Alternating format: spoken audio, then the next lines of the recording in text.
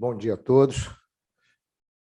Saúdo particularmente minha querida amiga, desembargadora Inês Trindade e desembargadora Patrícia Serra.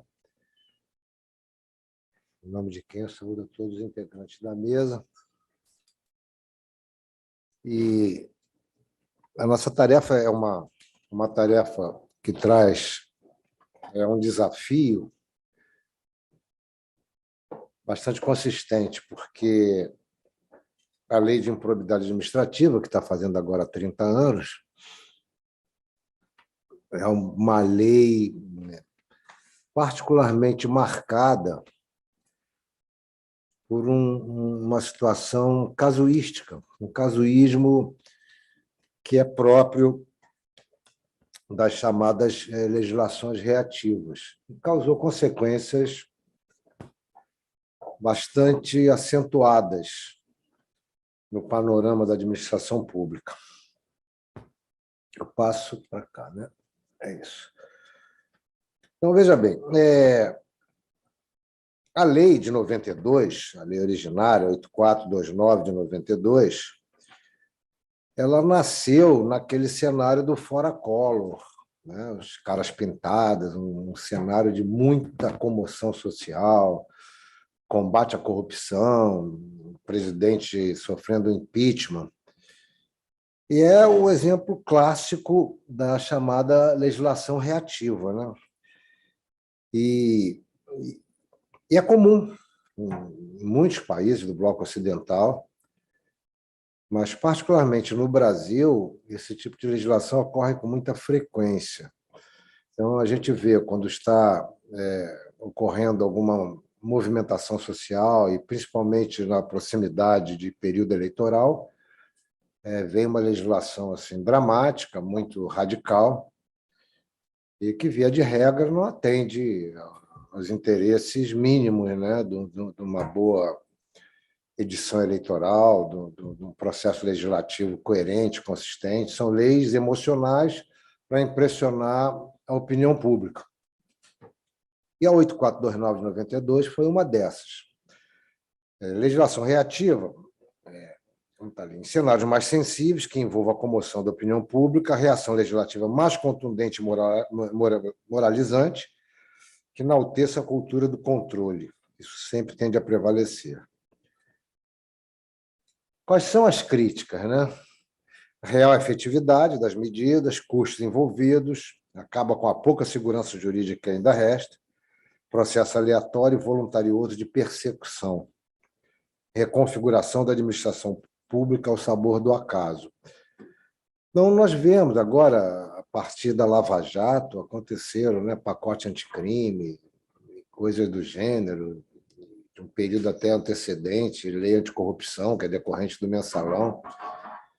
E são legislações que não trazem uma consistência no processo legislativo de maturação, em que as normas sejam discutidas e debatidas e questionadas, e que os setores da sociedade possam se pronunciar, porque o processo legislativo é exatamente como uma árvore, né? A gente vai regando daqui e dali até ela estar madura, para colher os frutos. E essas legislações de ocasião, elas acabam trazendo uma satisfação para a opinião pública, que está muito movida pela emoção e pela comoção, mas não trazem uma consistência de estrutura realmente orgânica, de uma estrutura normativa voltada a solucionar conflitos no médio e no longo prazo. Então, a gente viu agora, né, no pacote anticrime, em que vários crimes comuns, né, como roubo e homicídio, sofreram uma majoração da penalidade. Então, agrava a pena. Isso é uma grande ilusão, né? Como se o criminoso profissional, fosse abrir o Código Penal antes de cometer um crime. Agora tem mais um ano de cadeia, eu vou deixar de fazer. Isso é uma falácia, isso é para trazer uma satisfação para a opinião pública. E a 8429, desculpe, de 92, ela não fugiu a essa situação. O legislador se serviu excessivamente de princípios, cláusulas abertas, conceitos jurídicos indeterminados. Então, o que aconteceu? Na lei de improbidade originária, queria se dizer o seguinte: a administração pública está permeada de casos de corrupção. Então, a gente vai estabelecer, tipificar como ato lesivo à administração pública qualquer situação. E eu lembro que um dos dispositivos, a gente vai ver aqui, ele diz assim: qualquer atuação que viole os princípios da administração é considerada improbidade. A essência era essa. Então, a gente sabe quais são os princípios da administração, a gente aprende lá no primeiro ano de direito administrativo, né? A gente, até para decorar, é LIMP, né? Legalidade, impessoalidade, moralidade, publicidade e eficiência. Aí me diga uma coisa: qual é o conceito de eficiência? Eficiência, para o gestor que foi eleito pelo voto popular, é aquilo que ele considerar prioritário. E o que a gente viu foi uma atuação muito ativa, né, de órgãos de persecução, Ministério Público particularmente, que eles elegiam o que era eficiência e o que não era eficiência. Então, a quantidade de gestores punidos, respondendo a processos de improbidade administrativa, passou a ser absurda, porque ficava ao sabor do conceito pessoal de eficiência do promotor de justiça da comarca local. Então, se um gestor, um prefeito, resolvesse construir uma escola ao invés de um hospital e o promotor discordasse dessa opção gestacional, ele sofria um processo de improbidade, ficava aquilo, né, se arrastando. Então, propositura de ação de improbidade, tanto para combater típicos atos de improbidade administrativa, quanto para guerrear meros erros dos gestores por ausência de capacitação. Agravamento da própria ineficiência da administração pública, com o chamado apagão das canetas. O que gerou? Eu tenho uma filha que ela é auditora do Tribunal de Contas do Estado, então ela fazia, agora está em outro cargo, ela fazia essas auditorias. Ela me dizia o seguinte: olha, o que acontece é que, na grande maioria das vezes, é falta de capacitação técnica. Efetivamente, não tem o dolo de cometer um ato de improbidade, as pessoas não têm preparo. Então, colocar essas pessoas no polo passivo de uma ação de improbidade, na verdade, é uma grande maldade, e você está inibindo que outros gestores queiram assumir. É o que se chamou de apagão das canetas, né? A gente começou a ter um gap, um vácuo nos órgãos de gestão, e particularmente aqueles órgãos que são ordenadores de despesa. A gente vê nos próprios tribunais a quantidade de pessoas que hoje se lançam para disputar uma presidência de um tribunal, elas ficaram bastante reduzidas, porque é um receio. É raríssimo o presidente de tribunal que acaba a gestão sem estar respondendo a uma ação de improbidade, independente da lisura, da retidão com que ele conduza a gestão, porque era uma lei de tipos abertos. O que é eficiência? Eficiência é um conceito tão abstrato, né, para caracterizar a improbidade. Então, veículo de exposição na mídia e em armas em lutas político-eleitoreiras, né? O texto legislativo, eu estou trazendo aqui uma opinião bastante consistente do professor Fábio Medina Osório, que acho que está nos acompanhando, né? Exatamente. Que realmente é uma análise perfeita, que ele diz o seguinte: o texto legislativo é realmente ambíguo e enigmático, gerando sensações estranhas, desde a onipotência de acusadores e julgadores até a síndrome do pânico dos gestores públicos. Foi o que essa legislação estava gerando. Quais são os aspectos legais da Lei de Improbidade Administrativa e quais alterações lançadas pela 14.230 agora de 2021? Tem 6 meses, talvez, é de outubro. Essa nova lei, ela ainda nos traz, quer dizer, não é uma nova lei, é uma lei que modificou a lei antecedente. A lei ainda é a originária, mas com as modificações trazidas pela 14.230. Mas, de qualquer maneira, como ela traz mudanças consistentes, mudança de conceitos, mudança de da própria dogmática da construção legislativa, ela nos traz algumas perplexidades que eu vou dividir com vocês. Os tribunais vão ter agora que se debruçar sobre isso e ver até que ponto essas modificações têm que ser adaptadas, né, para a jurisprudência. Então, primeira e mais importante modificação, essa legislação nova, que modificou a lei originária, ela exige do agente o chamado dolo específico. Na lei antecedente, ela estabelecia que o ato de improbidade era o ato que atentava contra os princípios da administração. Tinha lá um rol e tal, e era um rol que, inclusive, eles consideravam, né, meramente exemplificativo. Então, o intérprete, que normalmente era o órgão de acusação das comarcas, ele podia estender aquele rol, né? Mas o que acontece? Não fazia distinção entre dolo e culpa. Então, se o gestor cometesse um ato contrário ao erário por imperícia, imprudência, negligência, ele estava tipificado num ato de improbidade administrativa, o que é uma tragédia, porque você imagina você gerir um município, gerir um estado com essa espada na cabeça de qualquer coisa que eu fizer errado, que tenha um resultado que não seja o que for melhor para a administração pública, eu vou estar no polo passivo de uma ação de improbidade com todas as consequências penais, administrativas, financeiras, inclusive com patrimônio próprio, patrimônio pessoal, respondendo por essas situações. Então, o artigo 1º, parágrafo 1º, já diz agora o seguinte: consideram-se atos de improbidade administrativa as condutas dolosas tipificadas no artigo 9, 9, 10 e 11, ressalvados os tipos previstos em leis especiais. Aí vem a especificação, que não seria necessária, porque a doutrina nos dá isso, né? Considera-se dolo a vontade consciente e livre de alcançar o resultado ilícito tipificado nos artigos 9, 10 e 11 desta lei, não bastando a voluntariedade do agente, que é igual ao dolo específico, tem que ser a vontade realmente de lesar e de fraudar. E muitos comentaristas, particularmente da imprensa, disseram que é um retrocesso.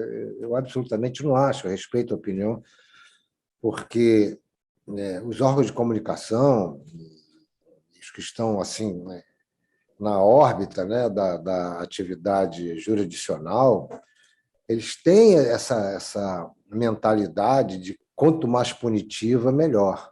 Não é verdadeiro isso. Uma legislação, a punição ela tem que ser a exceção. A punição é quando realmente não tem outro caminho para você levar para a conduta correta. E não a punição como finalidade, mas a imprensa gosta disso. Eu ouvi muitas críticas infundadas, mas severíssimas, em relação a essas modificações. Que agora pode lesar o erário, poder lesar o erário. Você permitir que a pessoa vá gerir, e ela foi eleita para isso, né? Quais são as justificativas apresentadas pelo projeto de lei? Diz lá, né, na justificativa do relator, que é o deputado federal Roberto de Lucena, Podemos, bastante significativa é a supressão do ato de improbidade praticado mediante culpa.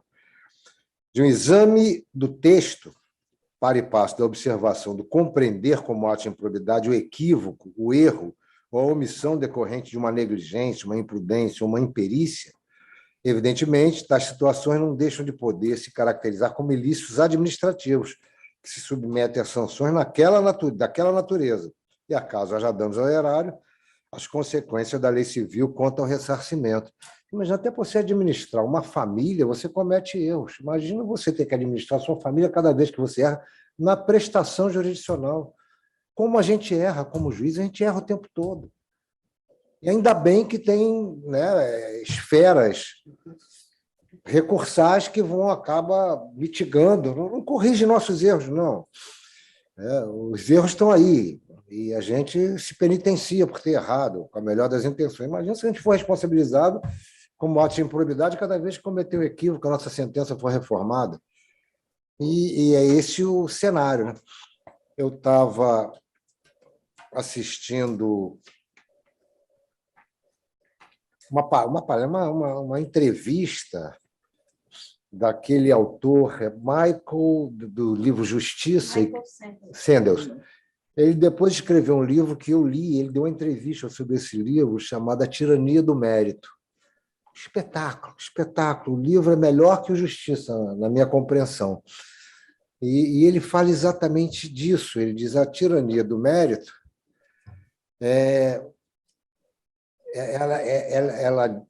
o mérito que é usado como o grande arcabouço de premiar quem merece mais, na verdade, é uma estrutura de injustiças, porque você acaba aqueles que, por alguma razão, não têm tanta capacidade de serem relegados a um plano inferior. Isso gera revolta e tal.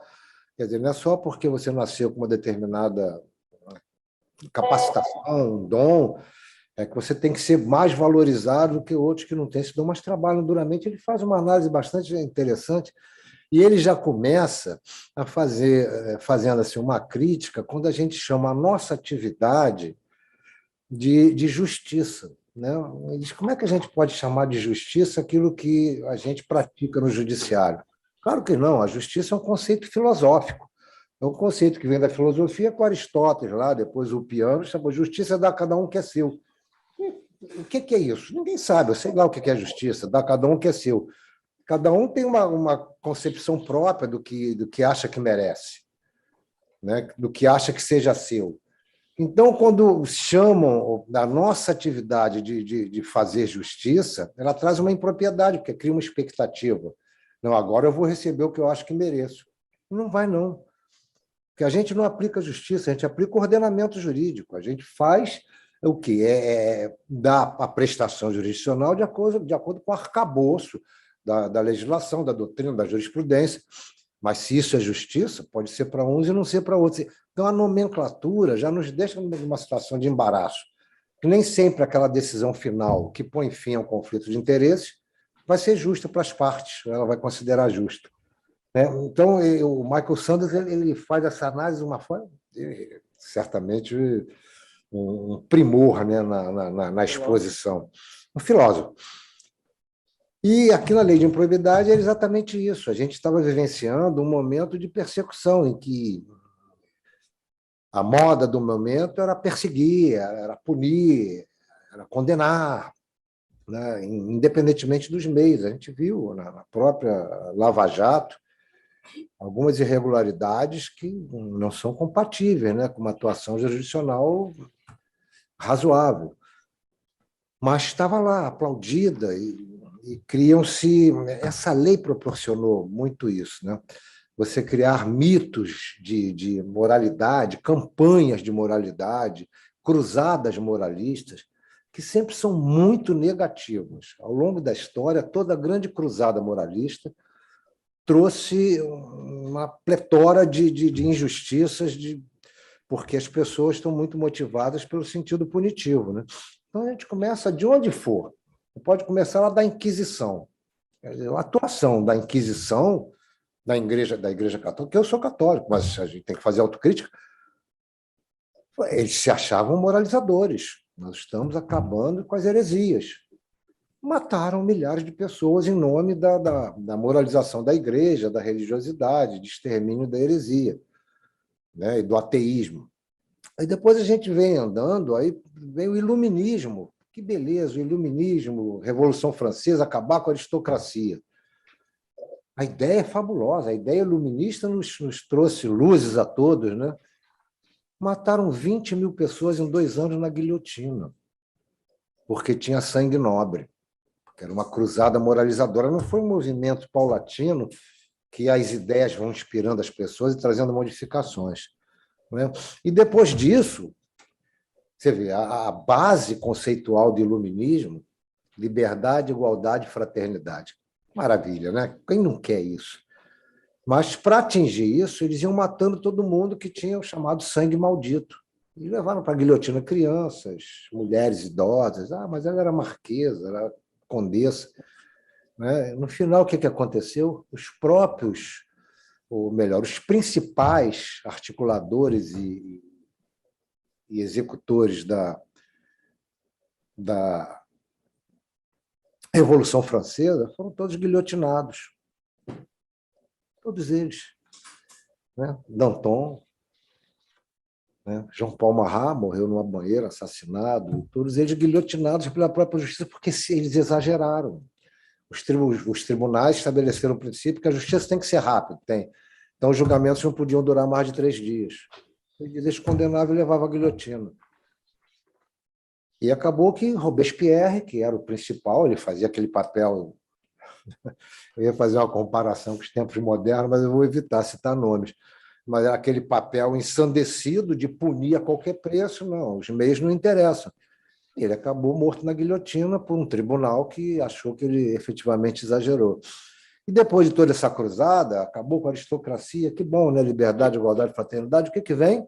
O general, como sempre. Né? Chega Napoleão, toma o poder, se autoproclama imperador, faz uma guerra na Europa toda, dá um banho de sangue na Europa em nome do iluminismo. Liberdade, igualdade e fraternidade. Foi aquela devastação que a gente viu. Então, essas cruzadas moralistas, eu trago isso, é um sentimento pessoal. Eu acho que a gente tem que olhar sempre com muita reserva, porque a moralização não se faz com cruzadas. Né? O desembargador Sérgio Cavalieri ele usava uma frase, uma figura lendária, né, para a gente, um doutrinador maravilhoso, um amigo querido. Ele dizia assim: Saldanha, a eficiência é no varejo, é no dia a dia. Não adianta, você não vai conseguir montar um grande programa que vai tornar as coisas eficientes, é no dia a dia. Bom, vamos lá. A gente fica. Os artigos que tipificam agora os atos de improbidade estão lá, são os artigos 9, 10 e 11. Constitui ato de improbidade administrativa importando em enriquecimento ilícito ao ferir mediante a prática de ato doloso, eu grifei. Qualquer tipo de vantagem tem que ter o dolo. No 10, ato de improbidade que causa lesão ao erário, quer dizer, o primeiro enriquecimento ilícito, o segundo lesão ao erário. Qualquer ato, ação, omissão dolosa. Como tem que ser, porque isso é direito administrativo sancionador. Ele se equipara ao direito penal. E o 11, constitui ato de improbidade administrativa que atenta contra os princípios da administração pública, aquilo que a gente criticava, a ação ou omissão dolosa que viole os deveres de honestidade, imparcialidade, legalidade, caracterizada por uma das seguintes condutas.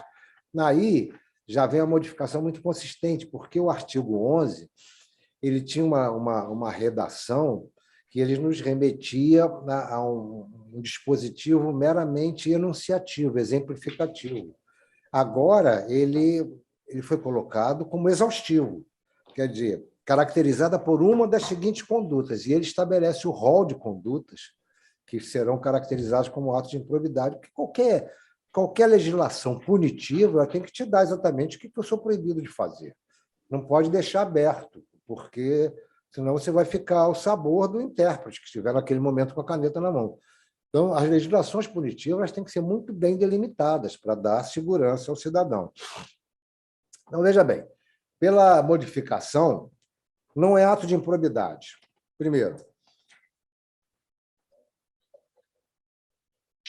ação ou omissão decorrente de divergência interpretativa da lei fundada em jurisprudência, ainda que não pacificada e ou posteriormente superada pelos órgãos de controle e pelas cortes judiciais, porque nós recebemos lá no Superior Tribunal de Justiça centenas de ações de improbidade em que os órgãos da administração traziam suas defesas. Olha, mas eu fiz isso baseado na jurisprudência, na decisão do tribunal, não interessa. Esse ato de improbidade você vai ter que responder, patrimônio arrestado, essas coisas.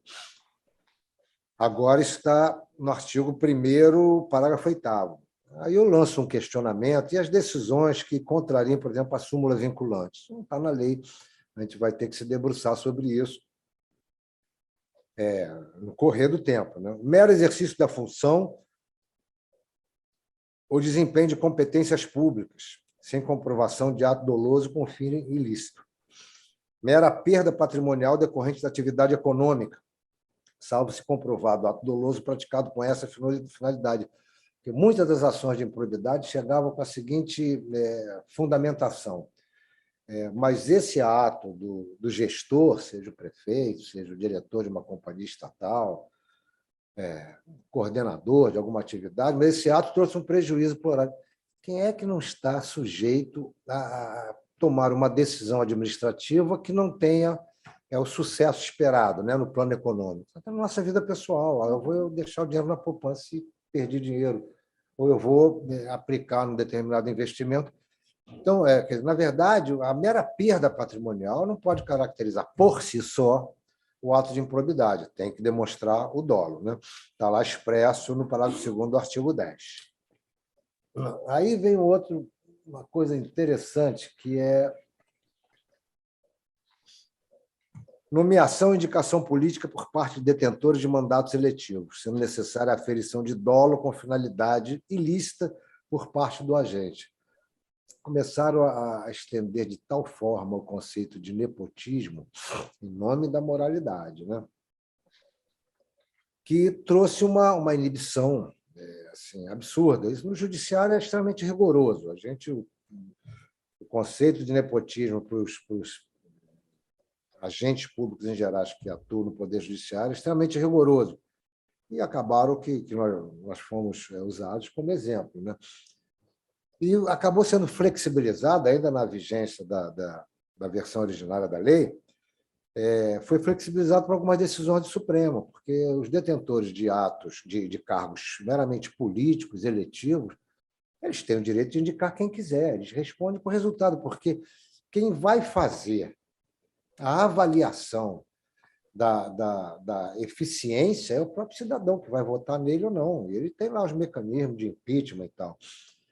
Então, ele depende do voto, ele tem que ser eficiente. Se ele vai botar para ser um secretário dele, sobrinho da mulher, um amigo da filha, isso não é muito relevante. É relevante o resultado. Ele responde finalisticamente pelo resultado que ele produzir.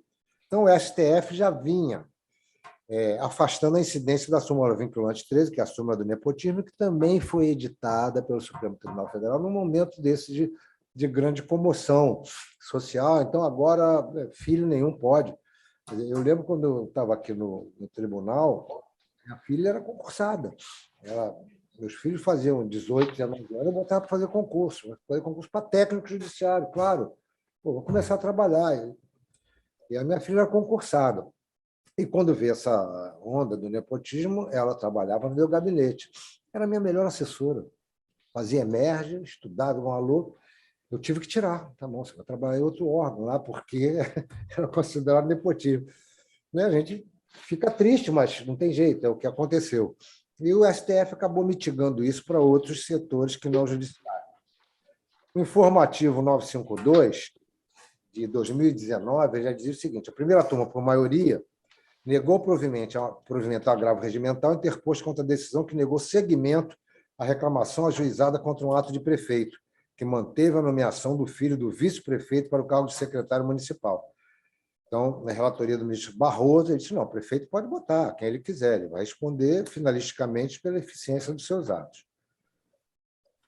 O rol de condutas do artigo 11, aquilo que eu falei, né, atos que atentam contra os princípios da administração, ele passou a ser exaustivo. Só aquelas condutas que estão especificamente ali estabelecidas que vão ser caracterizadas como atos de improbidade administrativa. Eu botei o artigo como era na versão originária e como passou a ser. Uma comparação. Porque o artigo 11 diz assim: constitui ato de improbidade tal, os atos tal, e notadamente, quer dizer, meramente exemplificativo, enunciativo. E agora por uma das seguintes condutas. A intenção do legislador foi de descaracterizar a improbidade por violação genérica ao princípio da legalidade, como se observa da revogação de alguns incisos, lá do mesmo artigo 11. Né? Então, tinha assim: praticar ato visando fim proibido em lei ou regulamento ou diverso daquele previsto na regra de competência. Imagina, qual prefeito que não faz isso? Ia infringir um regulamento, aí vai lá, corrige. Não, ato de improbidade, respondia um processo. Né? Retardar ou deixar de praticar indevidamente ato de ofício. Estávamos liquidados, todos nós, né? Porque a gente não dá conta. Eu recebi meu gabinete com 11 mil processos em andamento. Sei lá, 7 mil, 6 mil. Mas, claro que eu estou retardando atos de ofício. Eu não consigo dar conta. Nós recebemos no STJ, nas turmas criminais, uma média de 40 habeas corpus por dia. Então, é uma atividade ensandecida, né? E, claro, você acha que a gente não comete injustiça no meio disso tudo? Claro. Às vezes mal instruído, às vezes uma visão deturpada. Bom, retardar ou deixar de praticar ato de ofício. Deixar de cumprir exigência de requisitos de acessibilidade previstos na legislação. Nenhum prefeito escapa. Sujeitos ativos. Além do agente público, todo aquele que induz ou concorra dolosamente para a prática do ato. Não é mais sujeito ativo aquele que se beneficia do ato. Porque o artigo 3º da Lei de Origem diz o seguinte: as disposições dessa lei são aplicáveis no que couber àquele que, mesmo não sendo agente em público, induza ou concorra para a prática do ato, até aí tudo bem, ou dele se beneficie. Meus amigos, a quantidade de injustiças que a gente viu, porque você se beneficiar de um ato de improbidade do qual você nem tem conhecimento. Então, nós recebemos lá processo de improbidade, por exemplo, de um agente político que ele estava sendo processado por improbidade, estava respondendo um processo. Ele aí custeava a obra no apartamento da filha. Uma filha qualquer. Minha filha vai casar, ele fazia uma obra. Ela se beneficiou, a menina entrava no polo passivo da ação de improbidade. Mas pô, eu não sei de nada que aconteceu. Meu pai pagou uma obra aqui de R$60 mil no meu apartamento, mas esse dinheiro pode ter sido decorrente de um ato de improbidade. Então, era uma situação de extrema injustiça, de extrema tensão para os gestores públicos, né?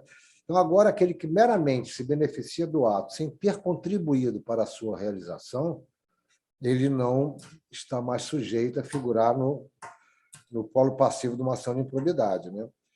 Porque agora o artigo 3º, a redação, diz o seguinte: a disposição da lei são aplicáveis no que couber àquele que, mesmo não sendo agente público, induza ou concorra dolosamente para a prática do ato de improbidade.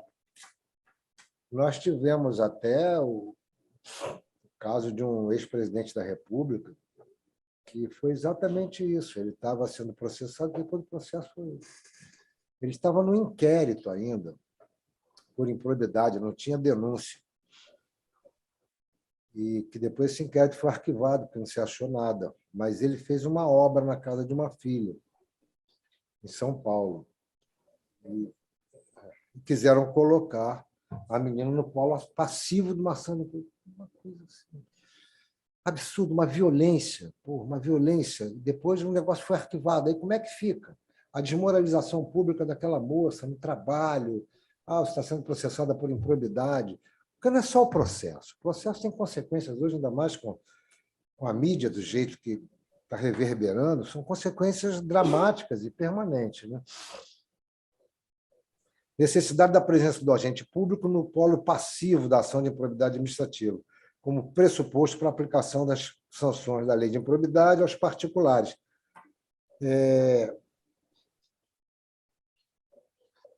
Tem uma tese lá, tá, na edição número 38 da Jurisprudência em Tese, do STJ, porque começou-se a promover ações de improbidade contra um particular que não houvera, por alguma razão, se beneficiado do fruto daquela suposta improbidade, sem que o agente público estivesse figurando no polo passivo. Então, a tese já estabeleceu, deu uma pacificada, né, enviava a propositora de ação civil de improbidade exclusivamente contra o particular, sem a concomitante presença de agente público no polo passivo da demanda. Muito bem. Claro. Vem um dispositivo aqui que me trouxe alguma perplexidade também, por uma questão até de ponto de vista pessoal, né? A pessoa jurídica pratica ato de improbidade. Eu acho que eu tenho uma formação ainda muito antiga, muito clássica, que eu vejo com muita dificuldade a pessoa jurídica praticar um crime. Pessoa jurídica, porque a pessoa jurídica é um ser incorpóreo, né? Não tem cabeça, não tem braço. Qualquer ato que ela praticar vai ser ato de gestão de algum dos seus administradores. Então, eu acho que essas pessoas é que deveriam ser responsabilizadas, mas não foi isso que a lei disse. E a gente vai ter que se debruçar. Diz o seguinte, o artigo 3º, lá no parágrafo 1º. Os sócios, olha só, exatamente o inverso do que eu penso, mas eu não sou legislador. Os sócios, cotistas, os diretores e os colaboradores de pessoa jurídica de direito privado não respondem pelo ato de improbidade que venha a ser imputado à pessoa jurídica, salvo se comprovadamente houver participação e benefícios diretos, caso em que responderão nos limites da sua participação. Como é que não vai haver participação? A pessoa jurídica vai tomar uma decisão qualquer, né, que viole, vamos dizer, uma área de preservação ambiental, para obter lucros, plantando ou usando para pasto, uma área de preservação. A pessoa jurídica adotou aquele ato, é lógico que foi com ordem de alguém, de alguma pessoa natural, uma pessoa física que está no comando daquela organização. Então, eu olho isso com bastante cuidado. Quer dizer, eu não sei efetivamente qual foi a intenção, nem lege, né? Deve ter alguma consistência que eu não consegui ainda perceber. Eu acho que a evolução da jurisprudência, nós vamos ter aqui outros palestrantes, certamente muito mais abalizados que eu, o professor Fábio Medina, certamente, talvez possam trazer luzes, né? Mas eu vejo com muita, né, parcimônia, né? A gente vê o seguinte, tem um livro chamado A Ordem do Dia. Eu não trouxe um autor. Essa Ordem do Dia, esse livro ele refere quando o Hitler, os nazistas, entraram na Áustria, né? E eles entraram, eles disseram que aquilo não foi invasão, foi uma incorporação. Incorporação, porque a Áustria historicamente pertencia à Alemanha, essa é a justificativa que sempre se dá, inclusive agora, atualmente, né, para a invasão. É um mero ato de incorporação histórica. Mas ali aconteceu que os austríacos, efetivamente, assim pensavam. Não, nós sempre fomos alemães, falamos alemão. Eles gostavam, porque o Estado alemão estava na ascendência, né? Então eles queriam ser alemães. Bom, mas isso aí não importa. O que importa é o seguinte, como a eleição de Hitler lá atrás, em 1932, ela foi apoiada por um número significativo de empresas poderosas, empresas que estão aí até hoje no mercado, esses empresários apoiaram, custearam, e ele se elegeu, e a partir daí não saiu mais do poder, né? Aí, agora a gente tem o hábito, né, de dizer assim, mas o fulano de tal realmente ele deve ser muito bom. Ele foi eleito Homem do Ano e figurou na capa da Times, né? O Hitler também. Em 1938, ele foi o eleito Homem do Ano e figurou na capa da Times. Em 1939, estava invadindo a Polônia. Então, a gente tem que olhar com muito cuidado. Mas esses empresários que apoiaram o Hitler, empresas de muita substância, né? Empresas que estão aí no mercado até hoje, na indústria de medicamento, os eletroeletrônicos, empresas conhecidas nossas, né? Até algumas empresas de petróleo.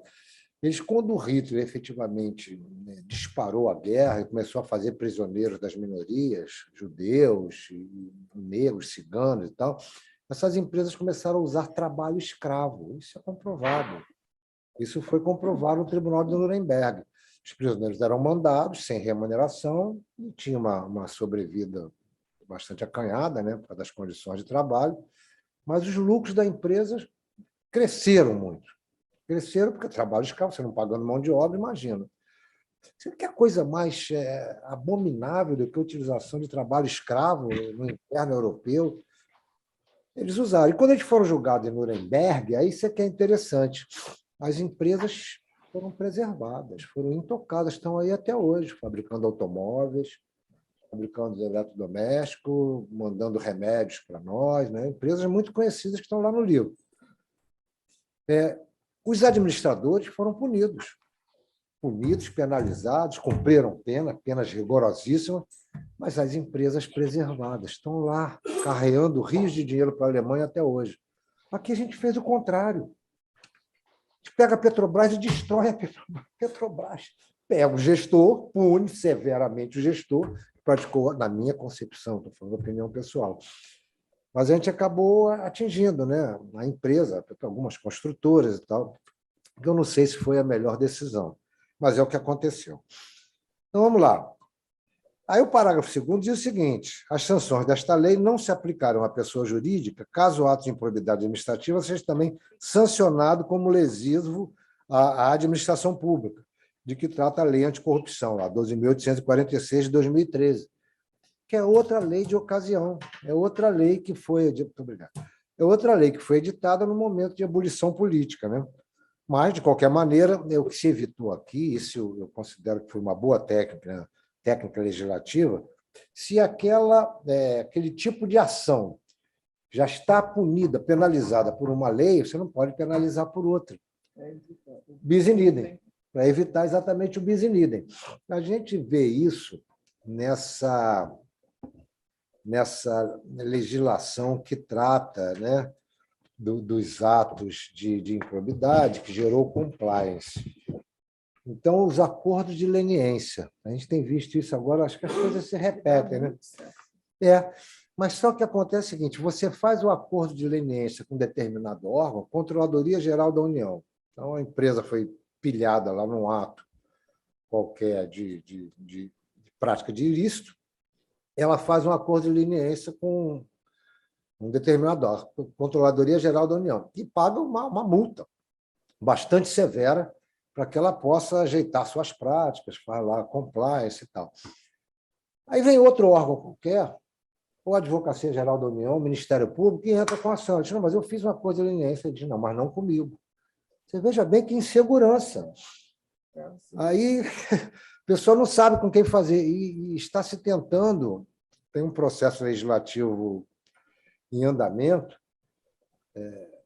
para tentar unificar e estabelecer que, quando é feito o acordo de leniência com um determinado órgão público, isso inibe a atuação dos outros, né, na esfera jurisdicional, na esfera judicial. Mas a gente não consegue, o legislador não consegue, porque cada órgão é muito cioso das suas prerrogativas. Não, eu tenho autonomia, se não fizer um acordo comigo, eu vou punir. E agora, há pouco tempo, o ministro Gilmar Mendes deu uma liminar. Foi exatamente isso. A construtora Andrade Gutierrez fez um acordo de leniência, mas bastante severo. Eu não sei se foi com a AGU ou com a CGU. E repassou uma quantia para os cofres públicos bastante consistente. CGU deve ser sido. Mas, imediatamente depois, o Ministério Público entrou com uma ação. Né? E eles, então, entraram com mandado de segurança. Só não posso ser punido 2 vezes pelo mesmo ato. E o ministro Gilmar Mendes deu uma liminar, mas está em sede liminar, a gente não sabe como vai resolver. Vamos lá. Princípios da função social e da preservação da empresa, que eles cuidaram de fixar isso. Eu vou acelerar, tá? Que meu tempo já acabou. Eles acabaram, né, no espelhamento daquilo que já está estabelecido na LINDB, né, Lei de Introdução às Normas do Direito Brasileiro, que a gente deve pensar na função social das organizações. Eles puseram lá, né, na responsabilização da pessoa jurídica, devem ser considerados os efeitos econômicos e sociais das sanções. Vamos lá.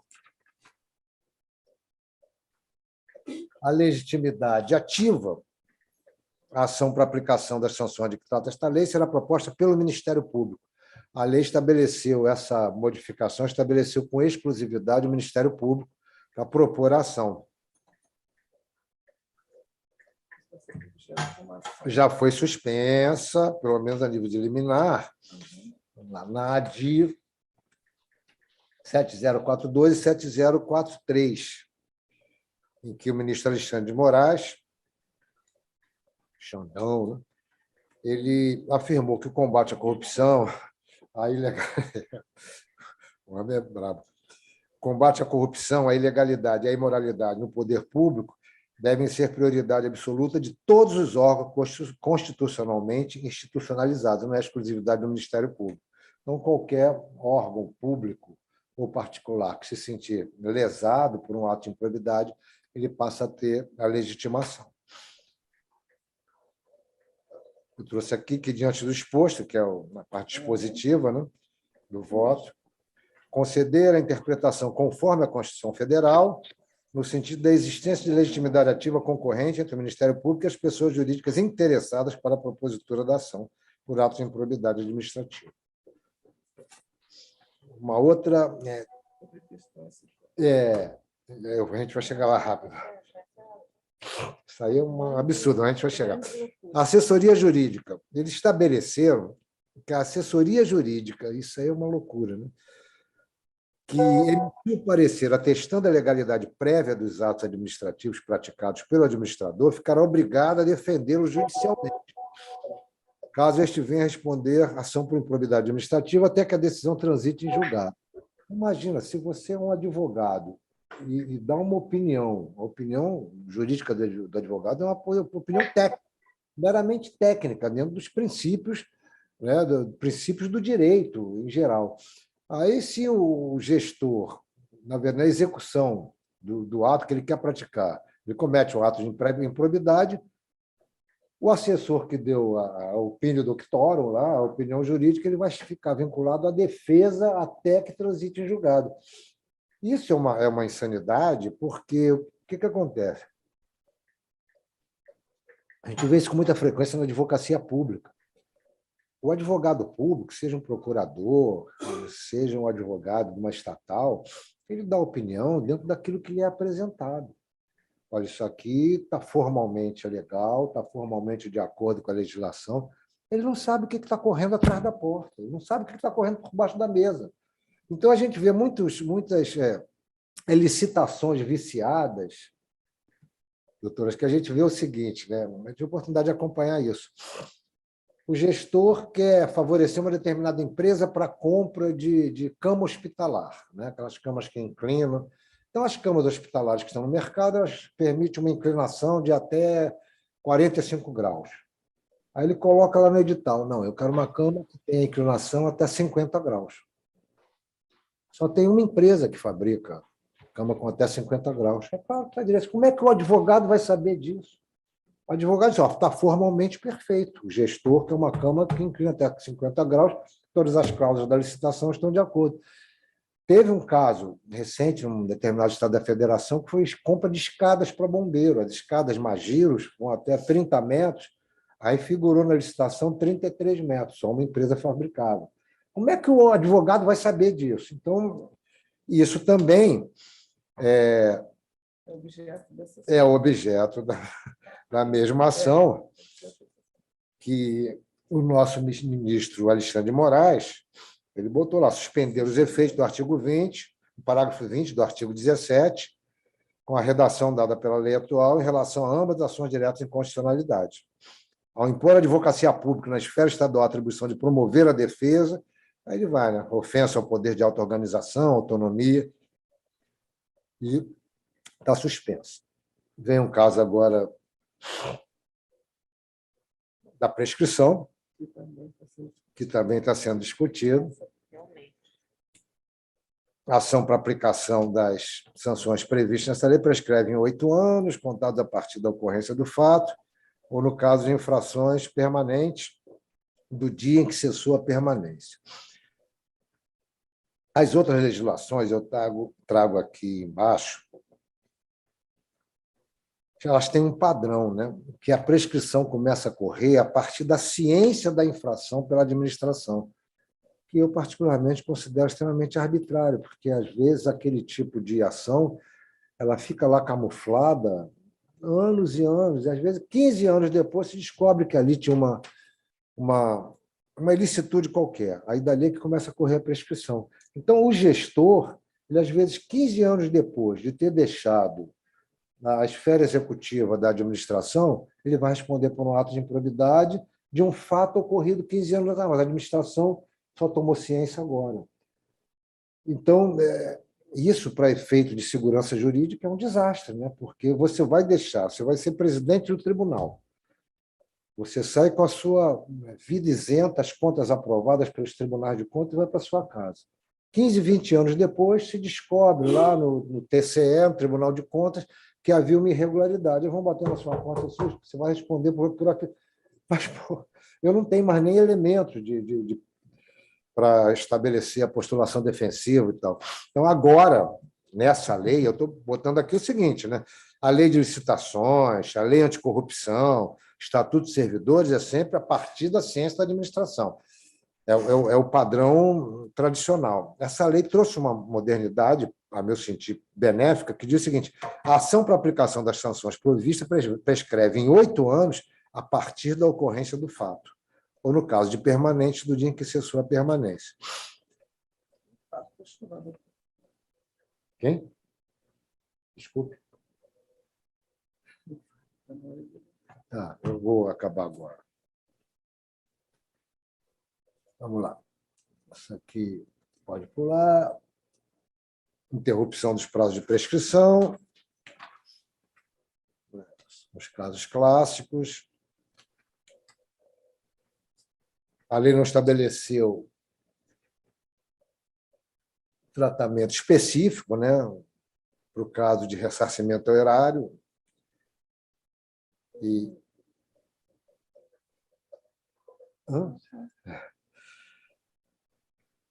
Vamos lá. As inovações legislativas que beneficiam acusados por atos de improbidade retroagem, esse aqui eu faço questão de trazer.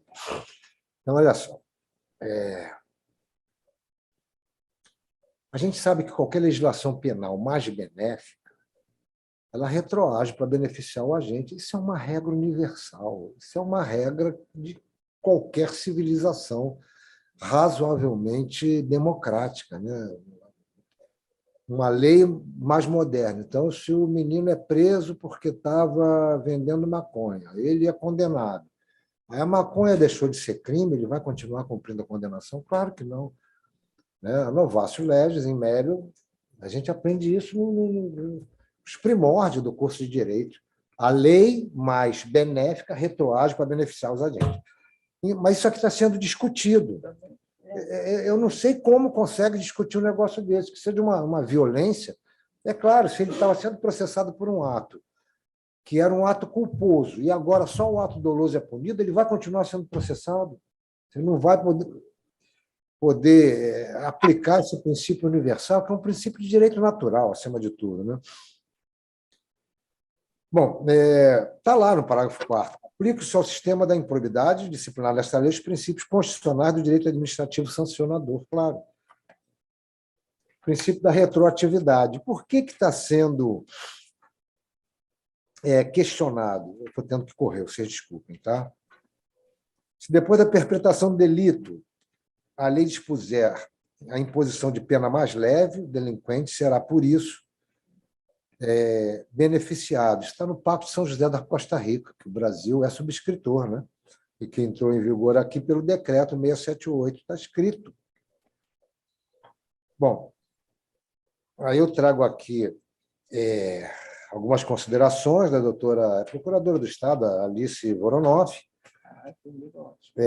sobre o direito administrativo sancionador, justificação, interpretação e aplicação, e ela fala do absurdo que é se pretender não retroagir norma mais benéfica. Né? Trago outras considerações da Alice, isso aqui fica à disposição de vocês. Agora,